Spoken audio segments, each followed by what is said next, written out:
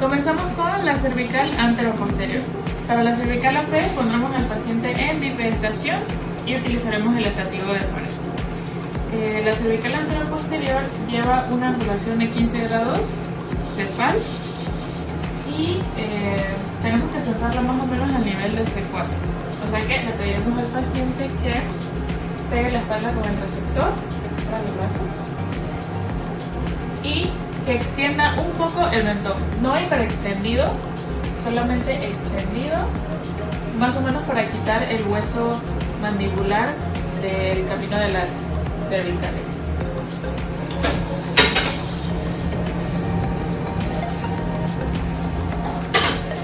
Vamos a centrarlo a 40 pulgadas, 100 centímetros.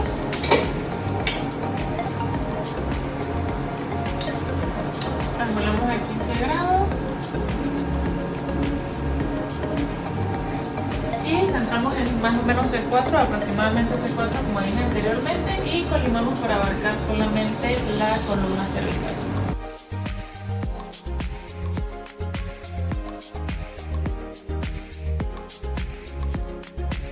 Ahora continuamos con la proyección cervical lateral. En esta el paciente se pondrá lateral al lado, bipedestación con el estativo de pared lateral al receptor. El tubo no lleva angulación, es decir, lo utilizaremos perpendicular y a una distancia de 72 pulgadas o 180 centímetros. Vamos al paciente que suba el mentón y queremos centrar más o menos en el C4. Y colimamos solamente para la columna cervical, para abarcar solo las vértebras cervicales.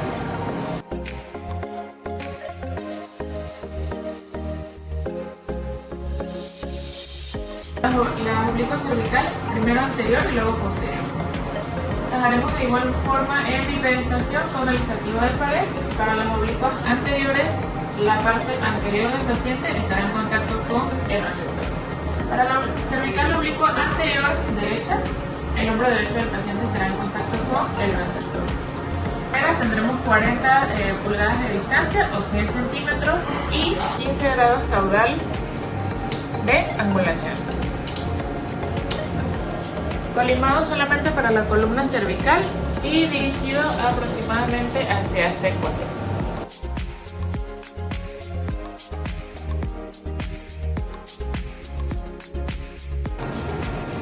Para la oblicua cervical posterior, entonces la posición será a lo contrario.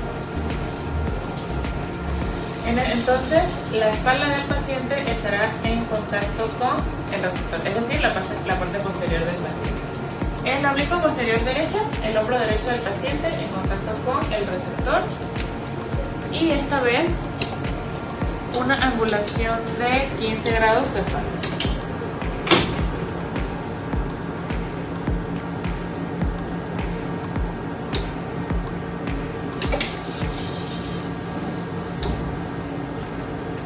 Dirigimos nuevamente aproximadamente C4 y con 40 pulgadas de distancia.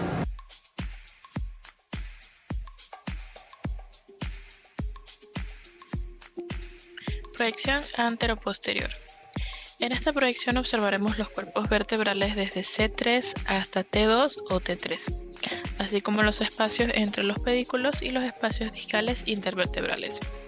Para esta proyección realizamos la angulación de 15 grados cefal para dirigir el haz de rayos X entre los cuerpos superpuestos de las vértebras cervicales y así mostrar mejor los espacios de los discos intervertebrales.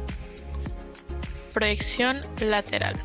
En esta observamos los cuerpos de las vértebras cervicales, los espacios articulares intervertebrales, apófisis espinosas y articulaciones sigapofisarias desde C1 hasta C7.